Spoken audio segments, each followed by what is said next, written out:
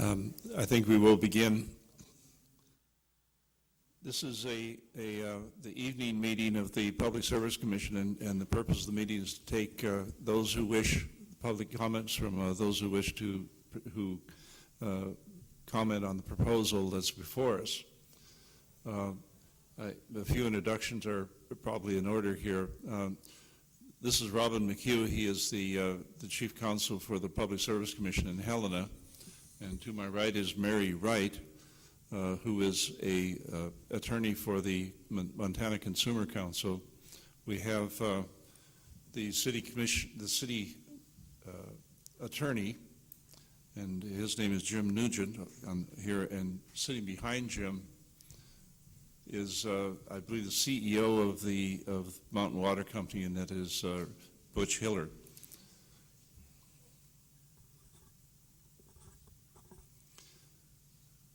And the two gentlemen who have come in, this is the counsel for Montana Water or Mountain Water Company is John Alke, and the gentleman to his right is John Kappas, who is with the Mountain Water Company. My name is Doug Mood, and I'm the Public Service Commissioner who represents District 4, which includes Missoula County amongst here in the western part of the state, along with 6 other counties. The purpose of the meeting, we held a meeting this afternoon that went on for about 4.5 hours on the subject, and that was the technical hearing, where we heard testimony from the interveners and testimony from the petitioners about the proposal. And the proposal that is in front of us is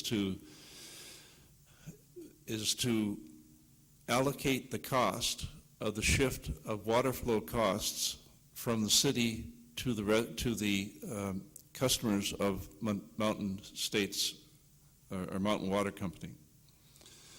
And I'll read from the public notice so that we are all on the same page here.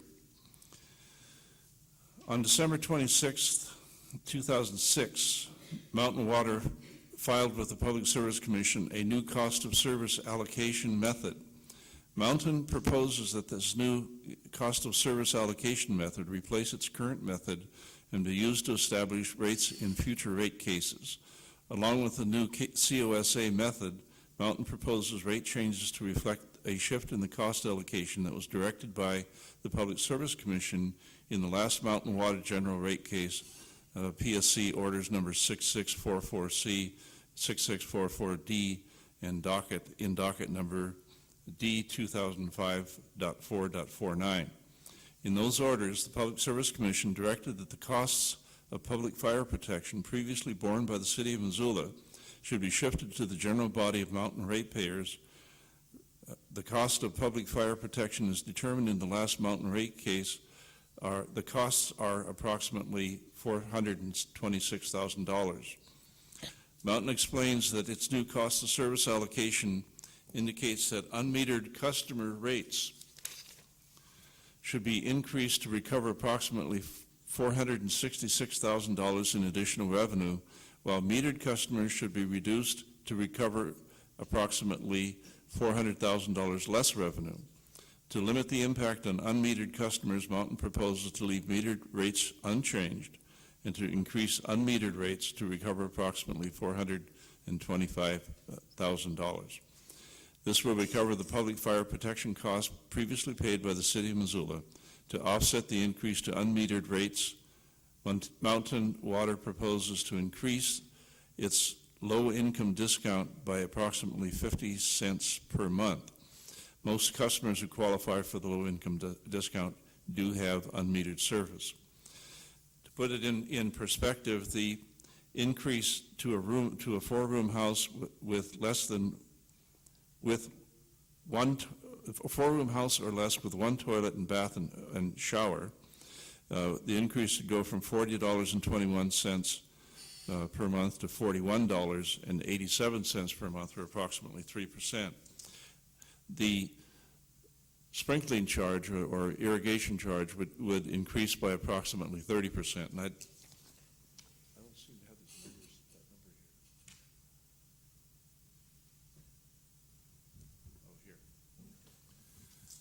That charge would increase from the current price of $2.98 per 100 square feet to $3.95 per 100 square feet, and that is in fact an increase of about 30%. The purpose again is to take public comment on the proposal. We have had a long hearing this afternoon, and many of the details and the questions that the commission had about the proposal came out at that, and we will, that is on the record. If there are questions that you have about the proposal, we would be glad to address those as well. I don't want to limit anyone, but I think there should be a mention of a self-imposed limit of perhaps 5 to 7 minutes for comment. If you feel compelled to speak longer, we certainly will allow that as well. So, any of you who wish to step forward and make public comment, we will be glad to receive that at this time.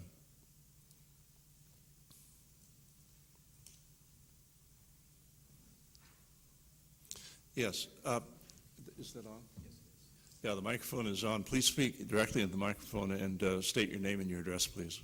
My name is Lorraine Folsom, and my mailing address is P.O. Box 9225 here in Missoula. I'm a Mountain Water customer. Very good. Okay. The proposed extraordinary billing device proposed by Mountain Water is prejudicial and very likely unconstitutional as well. The City of Missoula Mountain Water customer has said that it doesn't want to pay part of its water bill. Because Mountain Water wants to find a way to cover this shortfall, it apparently plans to cover the costs on the backs of a group of users that has no way to defend themselves short of becoming a metered water user. This dollar amount to cover the cost of fire hydrant water use, much of which is used to fight fires, but as I understand it as well, used for cleaning the Missoula city streets, is being foisted as a blanket charge on one segment of Mountain Water customers. To me, it's reminiscent of the teacher who punishes the entire class because that teacher is unable to discover who stole her lunch. The supposition is that someone in the class is the thief, and therefore all must pay because no one has come forward as the guilty party. I can tell you that I am not the guilty party, and also that I am an unmetered water user who has been a very judicious user of water, both inside the house and outside. This plan to add to my bill in order to cover costs for the entire population base of Mountain Water users feels like a royal slap in the face, and I oppose it. Thank you. Thank you very much.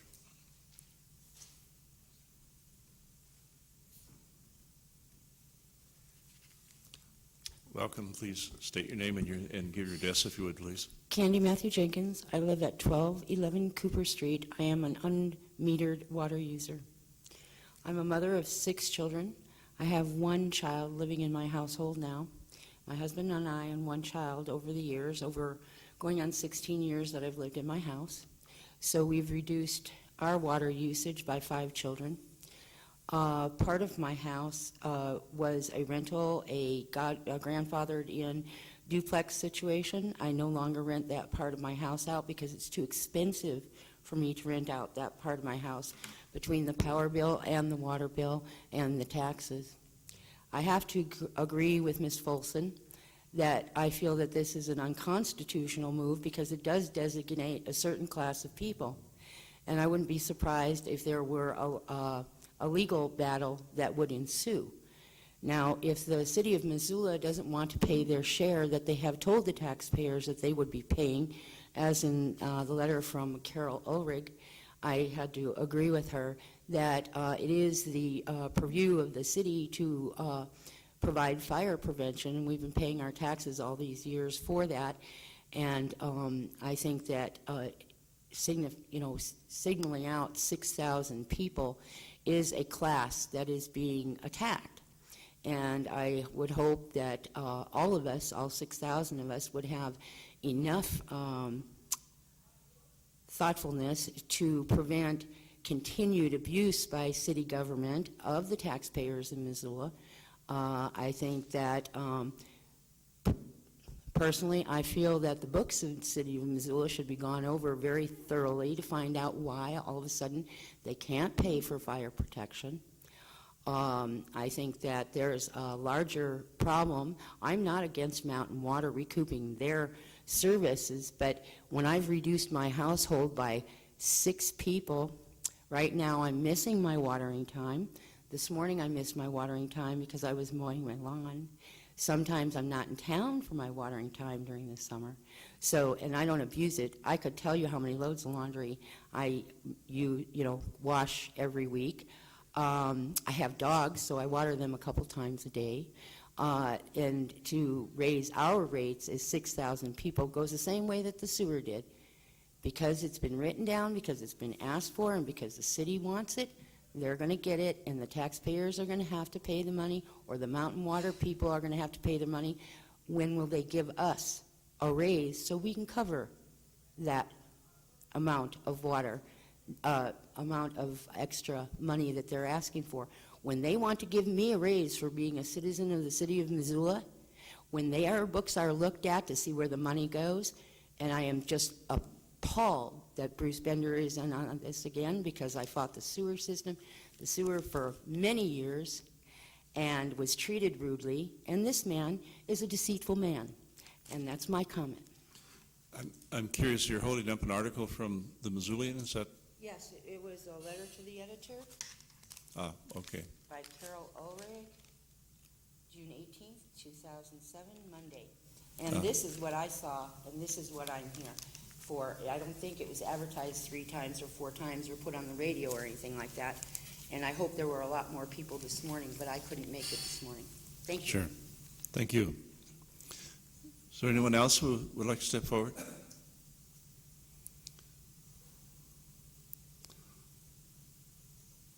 Sure.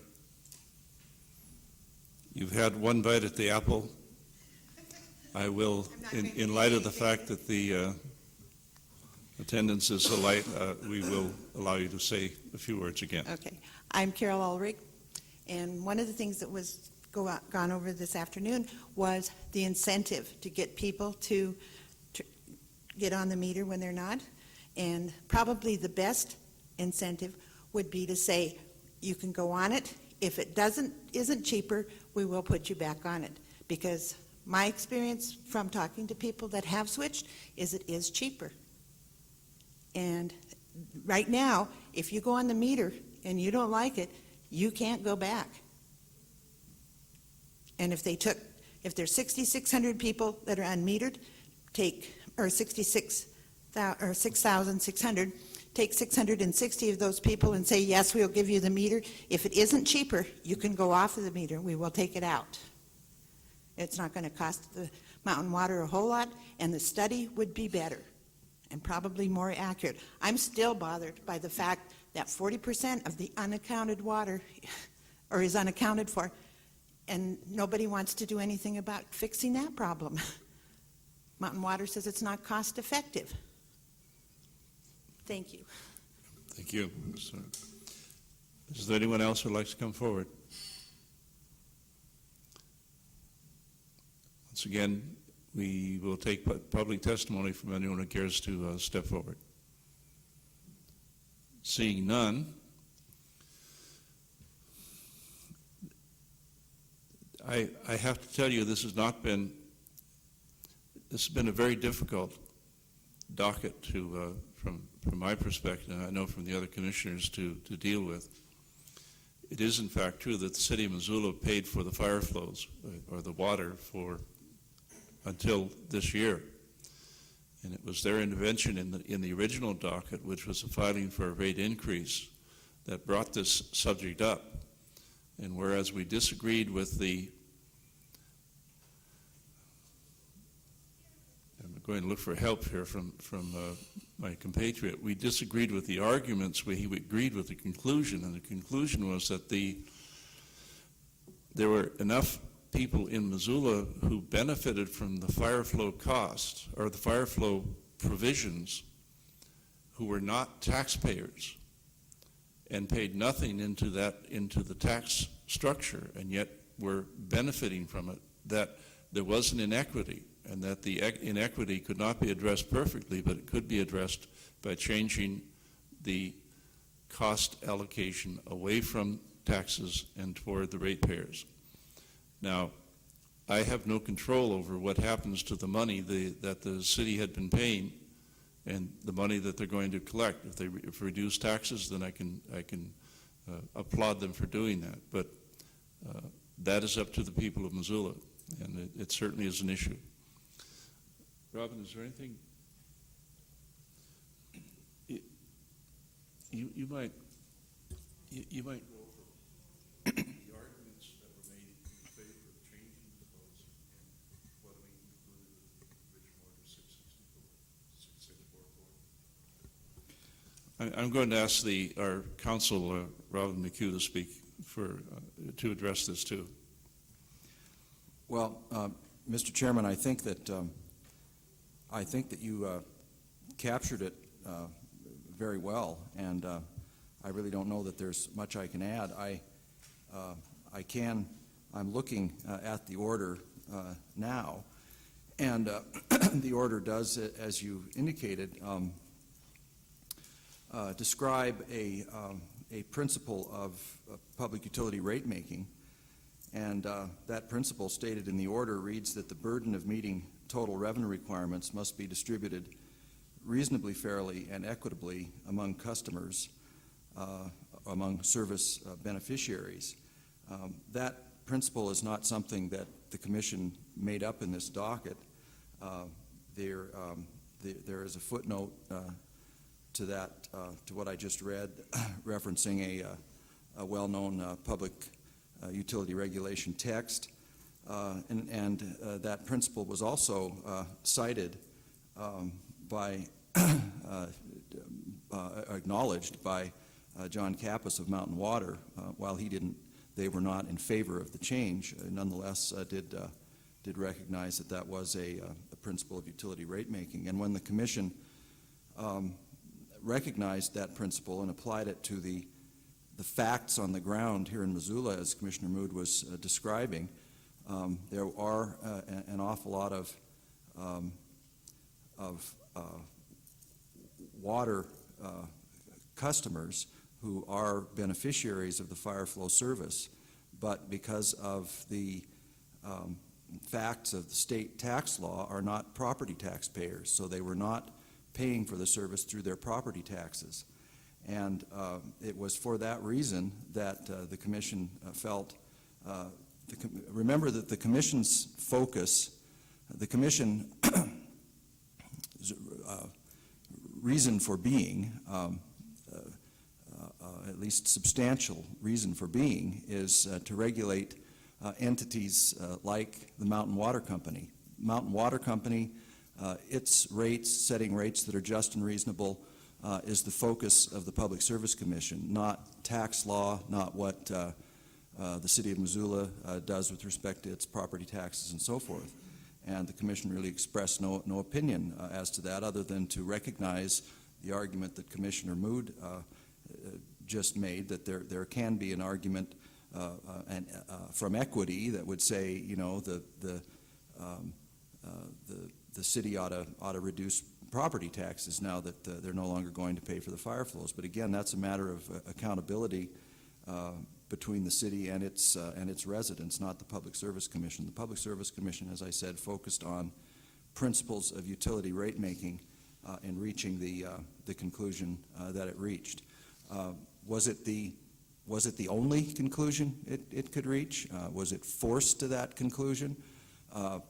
Perhaps not, as in many Commission decisions, many decisions of other decision-making bodies. They're complex. There often is a balancing, and there often is a little bit of a tug-of-war as to what what the right answer is, and conceivably you could go either way. But this is the way the Commission did go. I think it's justified, or the Commission felt it was justified, or it wouldn't have issued the order that it did. Does that help, Commissioner? Yep. We have been taking public comment. We had a number of people step forward and then no more volunteers. We've had 2 more people come in the room. If you would like to step forward and to the microphone and make public comment, we'll certainly accept that at this time. Please come forward and state your name and your address if you would. Yeah, I'm Michael Alvarez. I live at 809 Longstaff here in Missoula. I was a little concerned when I found out that Mountain Water was targeting flat rate users rather than letting that charge go across the board to everyone. If they've got to go ahead and disperse it, let all users chip in and pay for it. Also, I was a little concerned that with the city of Missoula, I realize this isn't a council meeting for that. When the city forced people into annexation a few years back, they were promising fire service hydrants, and now they've kind of backed off on that. Again, I'd like to see that charge dispersed evenly rather than targeted towards the typically lower income people who are on the flat rates. Thank you. Thank you very much.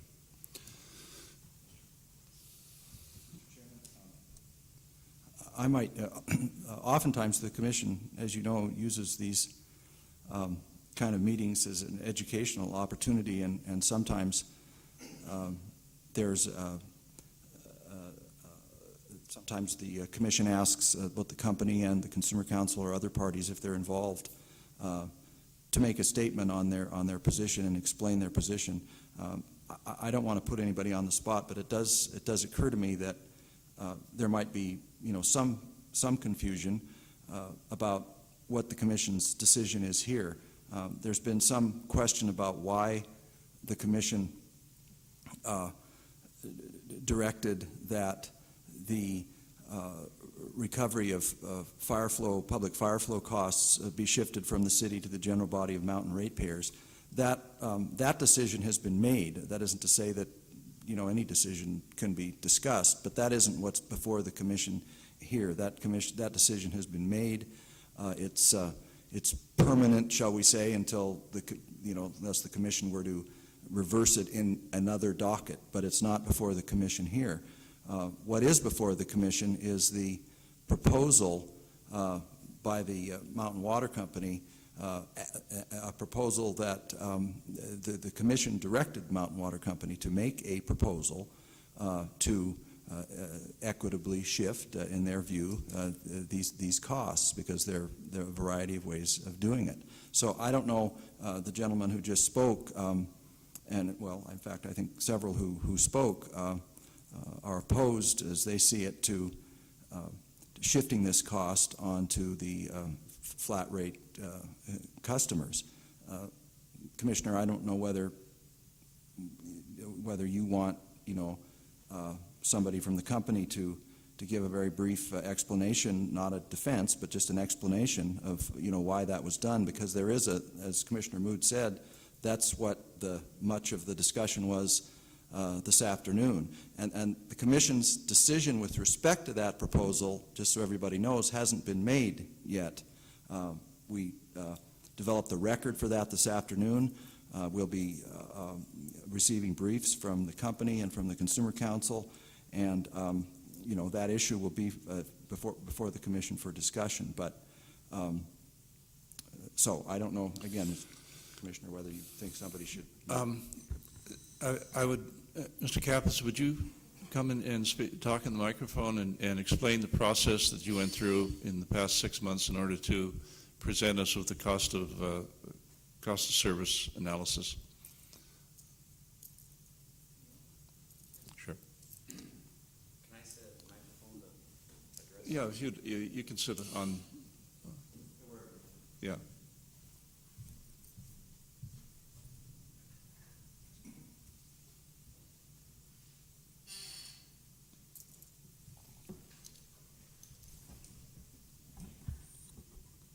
Good evening. My name is John Kappas. I'm the Assistant General Manager, Vice President of Mountain Water Company.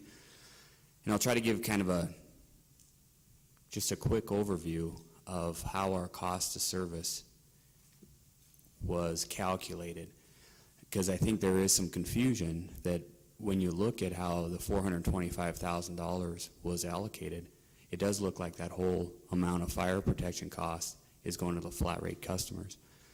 But where we started from is we took the total costs for our company to provide water service, not just fire protection costs, but the costs of wells to provide domestic water, irrigation, and those types of things.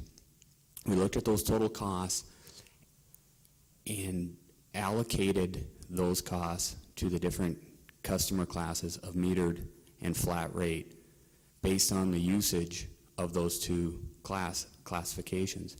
Now for fire protection, for the public fire protection, we looked at what the direct cost for fire protection is for Mountain Water Company as relates to fire hydrants. And what we found is that it wasn't the $425,000, it was actually $622,000 is what the direct costs for fire hydrants are. So then with that knowledge that it's $622,000 worth of fire protection costs, we then allocated those fire protection costs to both the metered class and the flat rate class. And how that was determined was based on the fire flow requirements of different classifications of customers. So for example, residential customers have a different fire requirement than business customers, and business customers have a different fire requirement than public authorities. So those fire flow requirements by customer class was used to allocate fire protection costs to both the metered classification and the flat rates. So then when we looked at the total costs that were allocated to metered customers and allocated to flat rate customers, it showed that our current rates for our metered customers accurately covers the cost of not only fire protection, but service to that customer class. It then also showed that the rates we are collecting from our flat rate customers was about $465,000 short in order to cover not only their portion of the $622,000 for fire protection, but also the other costs associated with serving irrigation and domestic demands. So we had those two classes, metered present rates under the current tariffs was okay. The flat rate customers, we weren't collecting enough revenue from. Then the commission's order, we had $425,000 of our total costs that we were collecting from the city that related to fire protection costs. Well, that revenue that we were receiving from the city had to be, based on the commission order, redistributed back to the other customer classes. So that revenue got redistributed back to the flat rate customer class, which raised the flat rate customer class rates under the proposal so that the flat rate customer revenues now cover their portion, which is about $180,000 of the $622,000 total fire protection. Flat rate customers are paying for their portion. Metered customers are paying for their portion. Are you basing that on usage? How do you know the difference between a flat rate and a metered use? I don't understand. How can you determine how many you can? I don't think you can count. We did have to make some, there were assumptions made in order to arrive at the usage by flat rate customers. And what the first thing that was looked at, and this was, we hired HDR consulting firm to help us look at the cost of service and how this would be allocated. The assumptions that were used for this cost of service was we looked at a metered customer usage, and studies around the country that have been done to see what a flat rate customer's usage does as compared to when they change to metered showed that a 1.4 factor should be applied to residential customers and a 2.0 factor should be applied to irrigation customers. And so those were the factors. So we took the average usage for a metered customer and applied a 1.4 factor for domestic residential use. And then how can you make a charge for irrigation? Meter discount? You don't have that in your formula? What the average usage for a metered customer includes their domestic usage and their irrigation usage. So when we took their average usage, it includes both irrigation and domestic. And so then when we applied the 1.4 factor for a residential customer, that's saying their domestic use and their irrigation use is 1.4 times what it would be if they switched to a metered. And that's looking at the customer class as a whole. That's not to say there aren't customers out there that use less than that. And that's why those customers we really encourage to look at metered. But at the same time, there are customers out there that use more than that multiplier. So when we were looking at it, we weren't looking at each individual customer. We had to look at our total 6,400 customers in whole. So did you assess what the discrepancy between what you were taking in for the cost of the water, providing the water, before the fire flow part, that came up? And did you do it comparative of what were the needs and what were the costs before this issue came up? Or was this just I mean, it just seems like this was kind of a convenient way to get that in, and you're using averages that were from around the country. You know, is that the same as what's going on in Missoula?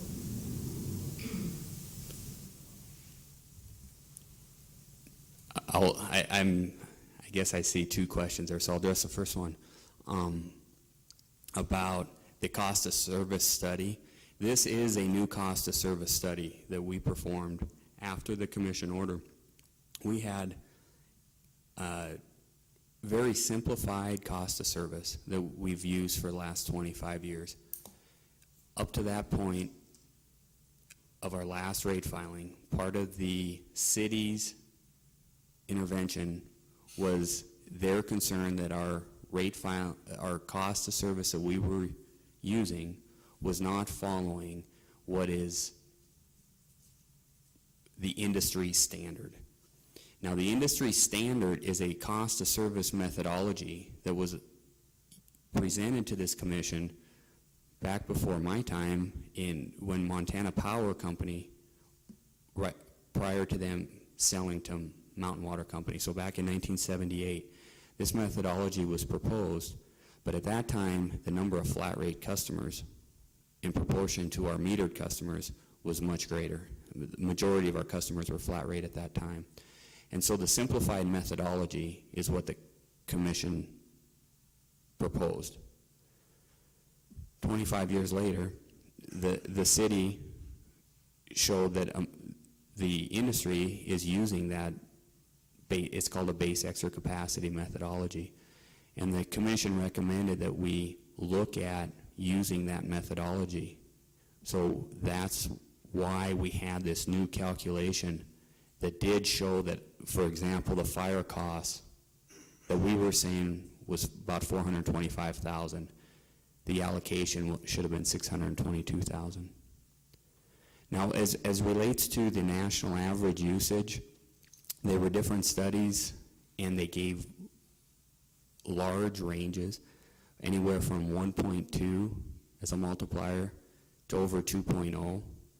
And so we had to look at what seemed reasonable for this area and for our knowledge of what our system, we know what we produce, we know what we sell to our metered customers, and we know that between our mains and the customer-owned service lines, there's an amount of unaccounted for water that we have a kind of an understanding of where that number is. So as far as the 1.4 and the 2.0, those multipliers basically gave us a total usage by flat rate customer that does seem reasonable for our system. So we were looking at national type studies, but then making sure they seemed reasonable for the mountain water system. Did that answer your questions? It did. I still wondering if, when you did this new cost of service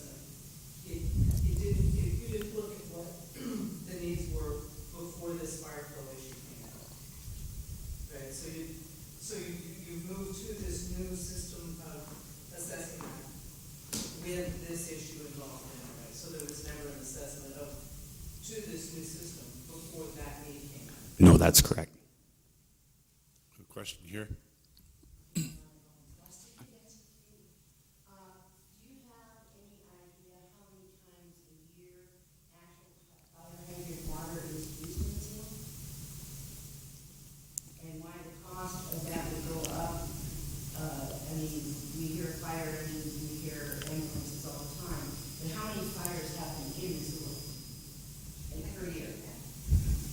According to the Missoula Fire Department, there's 300 structural fires in Missoula, but the majority of water taken from the fire hydrant is used for training for fire, not on-house fire. That was what I was told this morning by my opinion. So we're using national statistics to micromanage the water in Missoula, Montana, try to find an even place. You don't know what my usage is from my neighbor's usage. And I've decreased my usage by 5 children who take showers and showers and showers and laundry and things like that. I've decreased that almost every year. There's one leaving every year.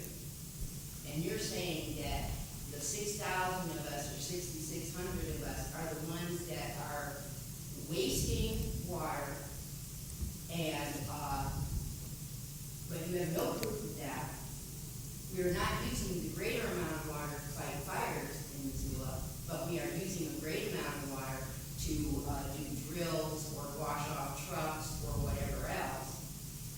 And you want to voice an unknown group of people more money because the city of Missoula is not responsible enough to its own commitments to keep up with what it's doing. And we're supposed to sit back and take that. I think it's outlandish. I think it's reprehensible. And I think that the city of Missoula needs to be checked into, and somebody should really do it. I don't know who. I don't know how. Oh, I know how. But I don't know who. Because I don't have the money. But there's a problem. And this city and these citizens need to know what that problem is. To just all of a sudden say, we're not going to pay for fire protection anymore. When the taxpayers all these years have been paying for it, maybe they should have the money given back to them for fire protection. Because it sounds to me like we're not using that much fire. We don't have that many fires in this community. Yet, it's all crushed on that. I smell dead fish, and it smells bad.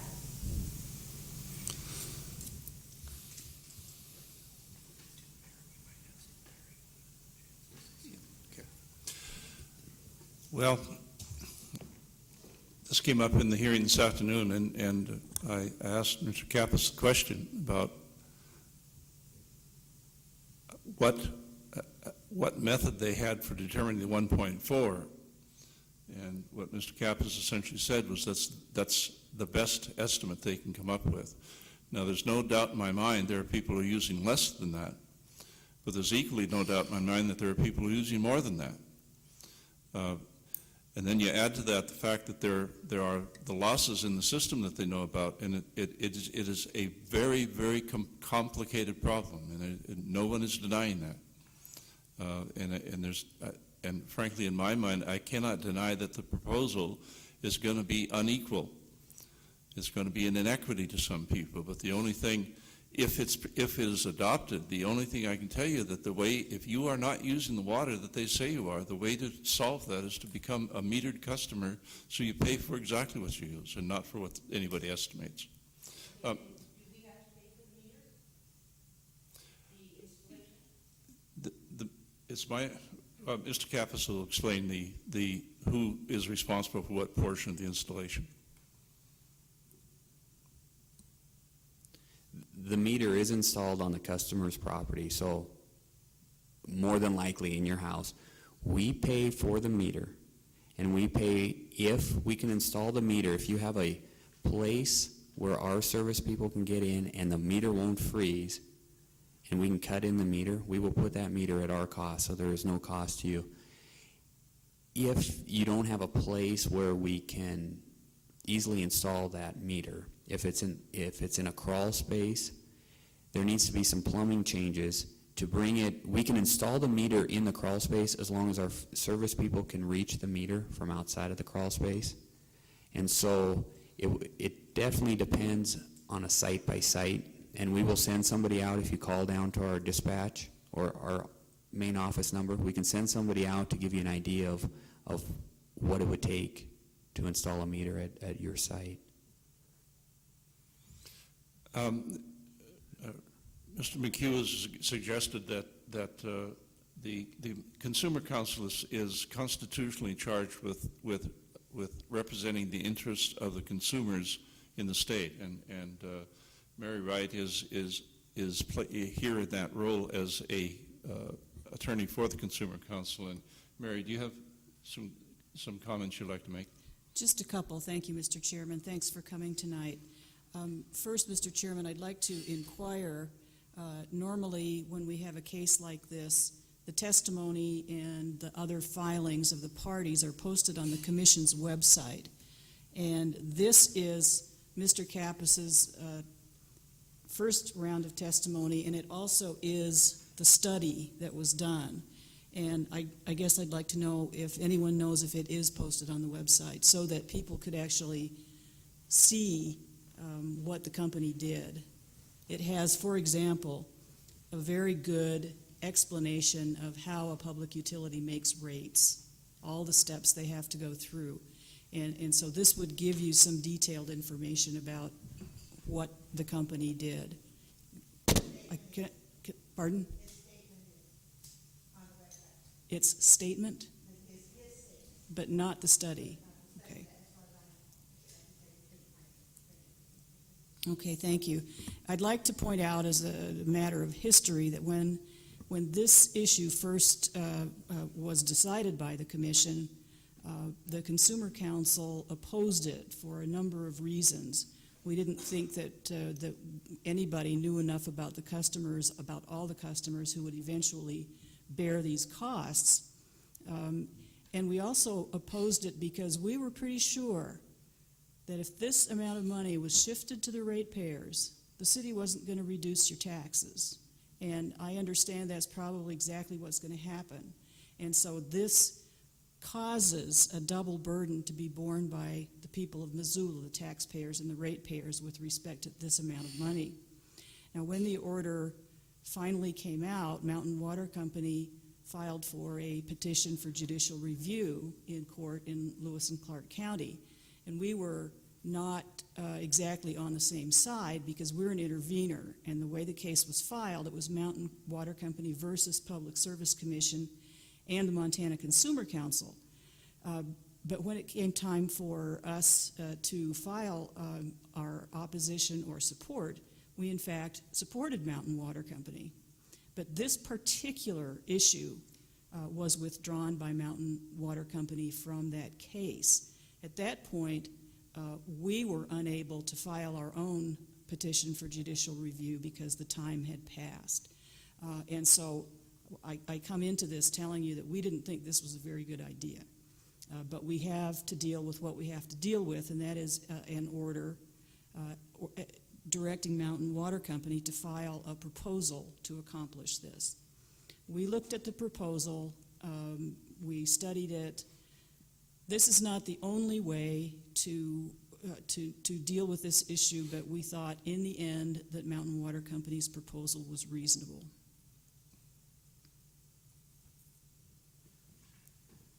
I'll take another comment here, and then I believe this lady here has her hand up.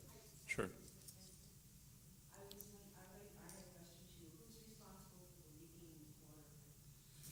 Mr. Chairman, could the witnesses use the could the questioners use the microphone so that we can capture this?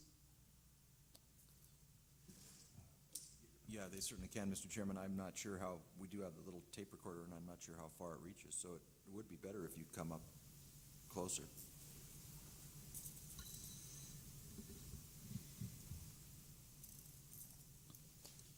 Candy Matthew Jenkins, I was just wondering who's responsible for the leaking pipes?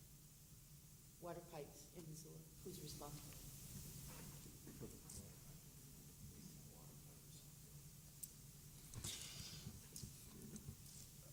I'm going to take a shot at this. Montana is a very peculiar law in that in Montana, the pipe that goes from the house to the main is owned by the property owner.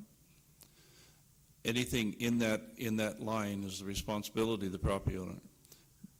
Under normal, the normal law or the laws in most states say that the pipe to the edge of your property is as much as your own, but Montana is different, and it does cause problems because, of course, that pipe extends underneath the street and a number of other things. And it also precludes the Mountain Water Company, and correct me if I'm wrong about this, but in an awful lot of places, they place meters at the property line because that is the end of the responsibility of the water company. So they place a meter at the property line. So everything up to the meter is the responsibility of the company, and everything from the meter to the house is the responsibility of the homeowner. That would make it much, much simpler than what it is, the way it is here in Montana currently. We had one more comment back here. If you, I was just curious if you knew how many taxpayers was at the first hearing when it was before you approved?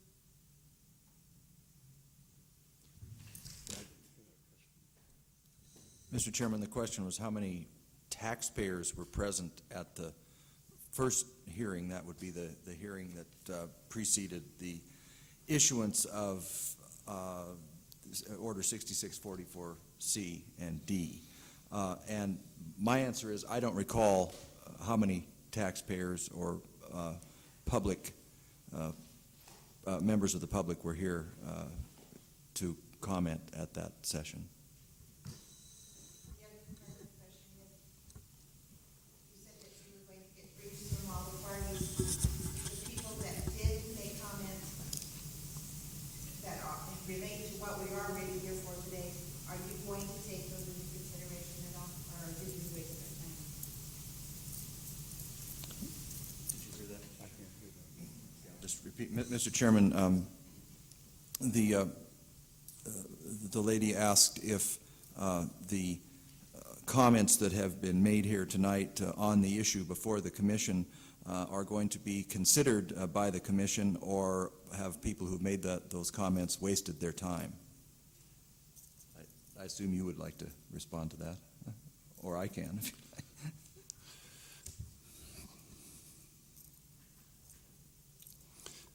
It is the mission statement of the Public Service Commission to balance the needs of the company with the interests of the citizen.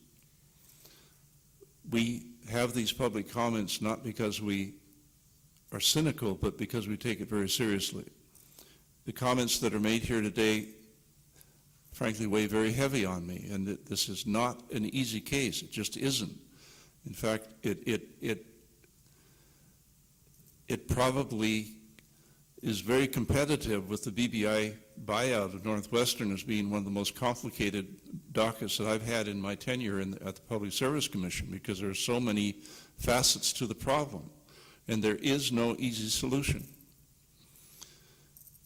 We take your comments seriously, and we take them to heart. Mr. Chairman, I can answer the question of one public witness in the previous proceeding. Mr. Alke, you're perfectly welcome to come forward and please speak in the microphone. We're being very informal here, and we will give you your voice. My name is John Elke. I'm the attorney for the Mountain Water Company. The question you asked, how many public witnesses were in the previous proceeding, I have the transcripts, and there was only one, a Mr. Jim Halverson. He was the only person who appeared on behalf of the public and testified in the first case. How much notice was given? I didn't know anything about it until I received a letter from Mountain Water. And then I didn't know about this meeting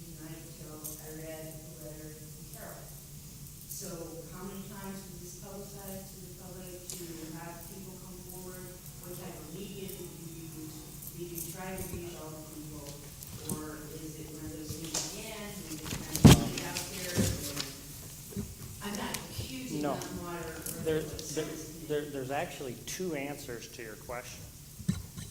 In the first proceeding, it was not the position of the Mountain Water Company that the city should not have to pay for fire flow. As Ms. Wright said to the Consumer Council, the position of the Mountain Water Company and the position of the Montana Consumer Council is the city should continue to have to pay for the fire flow. Okay. The commission issues notices of hearing. They're actually published in the paper. I think they do PAs on some of the radio stations. So the commission would have issued a legal notice and would have issued probably a PA on kind of the overall hearing the first time. In this case, the reason you got much more information is we're the company, we put together the filing. We had to put together the filing to comply with the commission's order. And the Mountain Water Company put together a very detailed letter that was sent out to all its ratepayers that explained, here's what's happening. So we, because we were the party who had the obligation to comply with the commission's order, because we put that study together, we sent out to all our customers in this proceeding the letter that said, here's what's happening to you. There's no question that did not happen in the first case. That simply didn't happen in the first case. So, in other words, the public was not well informed of this meeting, so they were not given the advantage to come forward in the first meeting, I take it in December. When was this first meeting?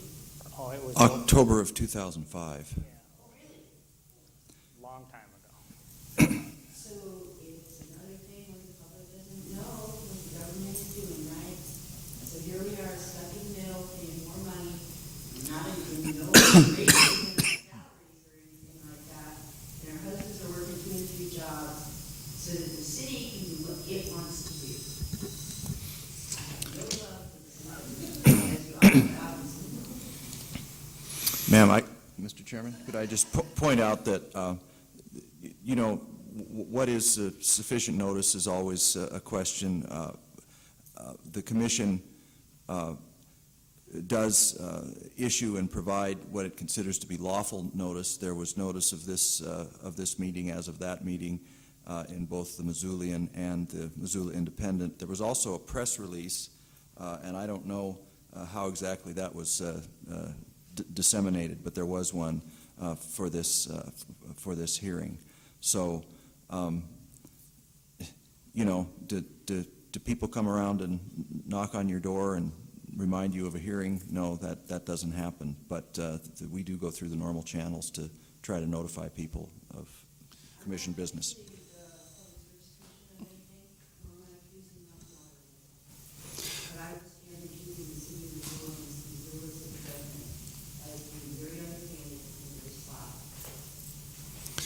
When the notice from Mountain Water went out in February about the proposed change to the water rates, I got 16 calls between the email and telephone from people in Missoula concerned about the fact they thought there hadn't been any public hearing. Well, the public hearing hadn't been scheduled yet. I saved every one of those emails or every one of those addresses, and I sent them a copy of the notice, or I called them and told them when this was. I made every effort I could to contact the people in Missoula who expressed an interest in this. When I was on the Montana Environmental Quality Council, we would have public meetings around the state, and Todd Everts, who was the staff member for the Quality Council, would send out public notices, would send out press releases, and then he would clip copies of the articles out of the paper, because it always happened that people would come to those meetings and say, why do you hold these things in secret? So Todd would hold it up. This was in the paper. This is what we sent to the paper. We do everything we can within the means that are available to us to try to get the information out. And I don't know what else we can do. We even release it to the TV and the radio people. But it's certainly not because we don't want participation. We do want participation. Okay.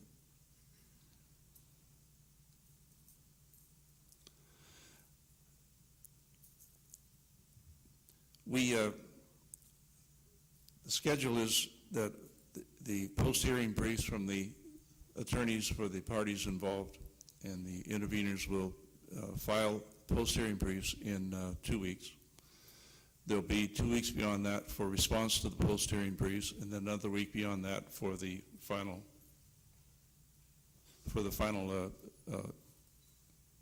briefs to be filed. Then it'll probably be, so that gets us 5 weeks down the line. It'll probably be 3 to 4 weeks after that the proposed order will be written by staff at the direction of the commission, and we will again try to contact everybody on my list and let you know that is available for you to read. And if you would like to give me your name and address, I'd be pleased to be able to send that to anyone here as well. And that will be posted on the website as this progresses? It'll also be posted on the website, and that reminds me, there is a copy of the study that was done by the company that Mountain Water contracted to do the cost of allocation, COSA. I'm tired enough the acronyms are disappearing on me, but there is a copy of that in the filing, the original filing from Mountain Water at the Public Service Commission, and Mr. Kappas has told me that he will send us a PDF copy of that, and we will post that to the internet site as well. So that'll be available, and it'll be under the docket number. You can search for that under the docket number, which is D 2005.4.49, and it is a capital D, by the way. And So that will be available, I suspect, probably by the end of next week. Mr. Chairman, I have one copy, and I will be glad to sacrifice it if somebody wants to take it, because we have another one in the office. And Mr. Chairman, I might just add that if anybody is really interested in PSC business for yourself or want to let your friends know, you can go on the PSC website, and you'd have to do this every week. You could find out when the actual discussion that the commission is going to have about this matter will take place, and you can listen to the discussion live. It's webcast every week. So again, if you want to become a PSC junkie or groupie, that's another way of doing it. And as I say, tell your friends. Thank you. Just to sort of clarify things in my mind, I'm a little uncertain. The first meeting or hearing where the city was proposing that they not pay for the water for fire service, who put the public notice out for that? Would that have been Public Service Commission that did that? It was the Public Service Commission. We had the hearing, I believe, at the Doubletree, and I was the chief, or I was the officer at that hearing as well. And there were a number of people from the public who expressed concern about this. I expressed concern myself, and I can't, and to this very day, I have to tell you that I can't imagine that anybody paying taxes in the city of Missoula who knows that the city is in fact buying fire trucks and building firehouses and hiring people as firemen would somehow think that they have no responsibility for providing the water. It is frankly beyond me, and I've expressed that there. I'll express it again. But that is not an issue that we the Public Service Commission, have to deal with. We have no authority to. You do. Well, and I think that this gentleman said that there was only one person that spoke at that hearing on behalf of the public. Is that right? I would suggest, and I've been a fan of the Public Service Commission, I would suggest that you do your public notices, you examine how you do those. I read the legal ads every single day, and I miss that. Now, I don't know how I missed it, but I did miss it. And so I would suggest that somehow you change your legal notices. If I had known that was going on, I would have been there. Then They send them to the Missoula and to the independent and TV station, the radio. What do those medias do with them after that is not up to the commission? Yeah, ma'am, with the exception of the legal ads, which would be published as a matter of we will course. do that. And I need to ask you to do something. You call the newspapers, you call the telephone, or the television stations, you call the radio stations and tell them how important these public meetings are, and they need to tell people as well, okay? Mr. Chairman, I'll add one more thing about the commission's, advertise the commission's website. If you want to go back and listen to the commission's meeting that was held to discuss the issue that we're discussing now, would have been sometime after October of 2005. I don't remember exactly when it was. If you're interested, give me a call and I'll find it for you. But those are archived. You can go in and listen to the webcast of that meeting. We'll take one more comment and then. I have one question on the switching over to meters. Do you have any statistics that tell me how much savings people have had on those that have switched over without change? They don't change their use normally, at least to begin with. I'm really curious.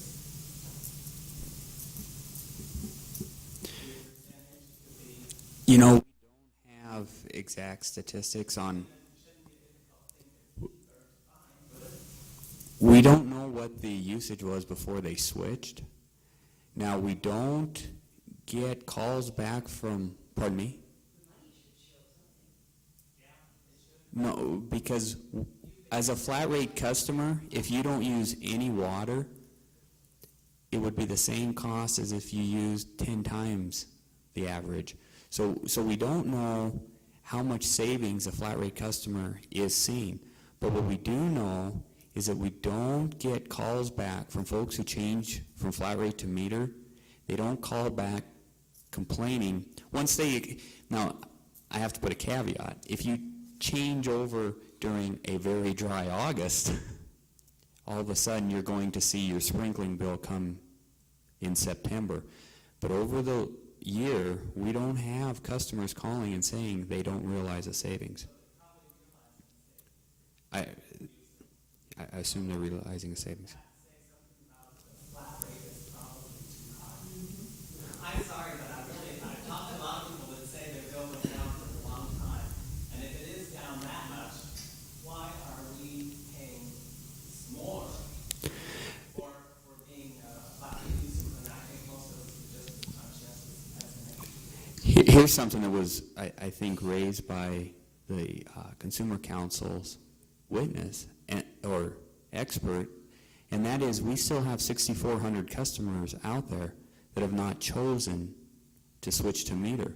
So really only those people who are saying, we don't use as much water as is being assumed under this flat rate revenue, those are the folks that are making the decision to change.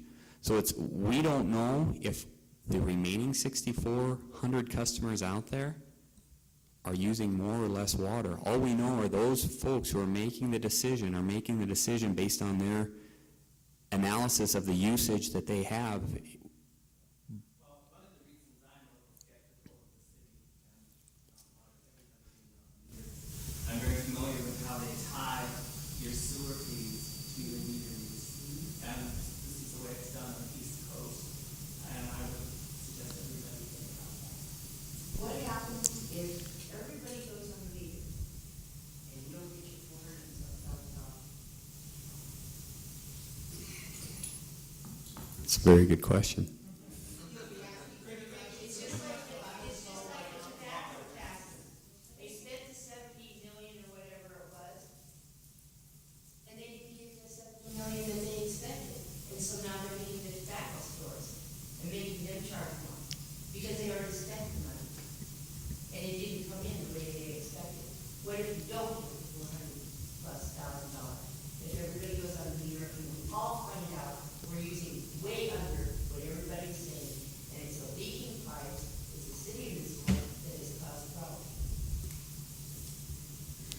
And you would be going back to the earlier, because you have a lot of money. That the revenue requirement then, yes, would be short, and we would have to come back for a rate increase.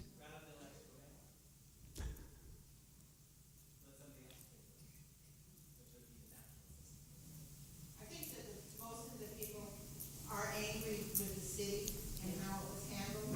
They feel stabbed in the back. They feel cheated. They feel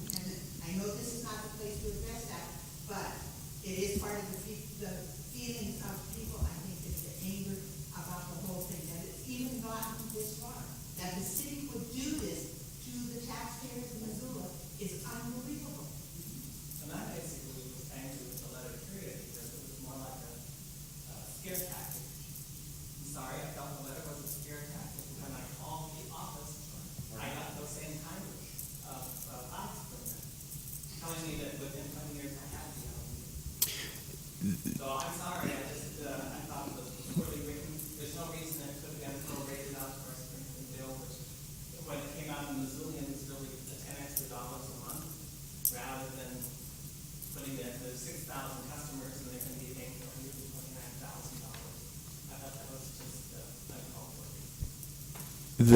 The reason we put that letter out to our flat rate customers is that our flat rate customers do have a choice on how they pay for their sprinkling bill. So I think most folks here are flat rate customers, so you're aware of that.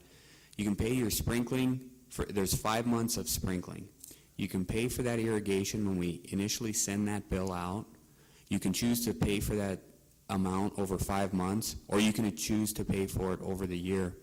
What's confusing for our customers, and the reason we sent this letter out, is that if you pay for your sprinkling up front, and then we get a rate increase mid-summer, it's for services on and after that point. So then we have to come back and reproportion that bill. And so we wanted customers to be aware that if you chose to pay all your sprinkling up front in the 5 months, and this increase or decision happens, we knew we were going to have around a June hearing, and we didn't know when the decision would come out. We wanted our customers to be aware that there was a potential increase. And so that's one of the main reasons we sent that out, to clarify that to our flat rate customers. Where's the rate increase go? Is it employee salary, upgrading, pipes, what is it? CEO, RAP, what is it? The- Increase in rate. God made water, that's free. This increase is coming from adjusting the revenue requirement of $450,000 that we were collecting from the city, and the order to collect that revenue from the rest of the customer base. That is what's causing the rate increase. John, I'm sorry, you might explain that this proceeding is actually revenue neutral. There is no, some customers are seeing a rate increase, but Mountain Water isn't seeing a single nickel additional in terms of their overall revenue in this proceeding, just so you're clear. I was just kind of doing a little parentheses. What are rate increases for?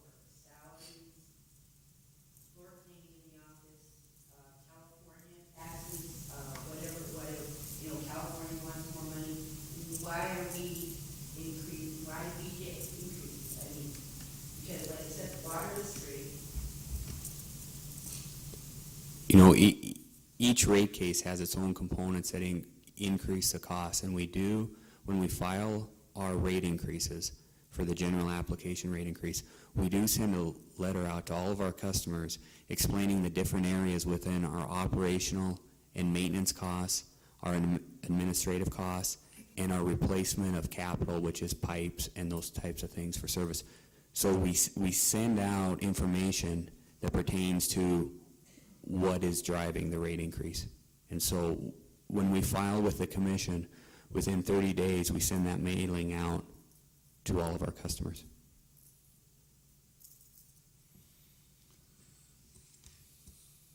Are you sitting at the ready, Mary? Thank you, Mr. Chairman. I just wanted to point out that when Mountain Water Company or any other utility files for a rate change, of course, there are almost always increases, our office and our expert witnesses literally go over those applications line by line. We ask a lot of questions. In the last revenue requirement case, I believe that Mountain Water said it could justify a $1.4 million revenue increase, and we ended up settling. We were going to propose something in the $800,000 range, and Mountain Water agreed that that was reasonable. And so there was an increase. The company didn't get everything it asked for. So we're very careful about looking at every application from the customer's point of view. Before I bring this to a close, I do have to correct something. While I don't like the fact that the city wants the ratepayers to pay the fire flow costs, they did successfully argue in the first hearing that putting it entirely on the tax base is not equitable to all the people in this city. There are people in there. I forget how many. How many nonprofits are there? There are 800.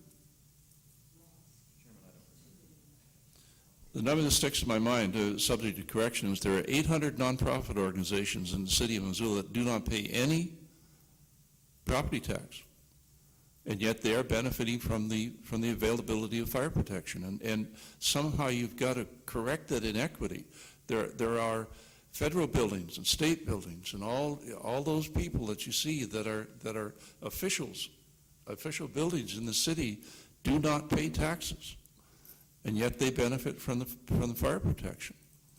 So there are a lot of people to dislike in this thing, but don't put all the dislike on the city. They argued successfully that we needed to do something about the allocation or the way we pay for fire flow in the city of Missoula. And we have come up with a proposal.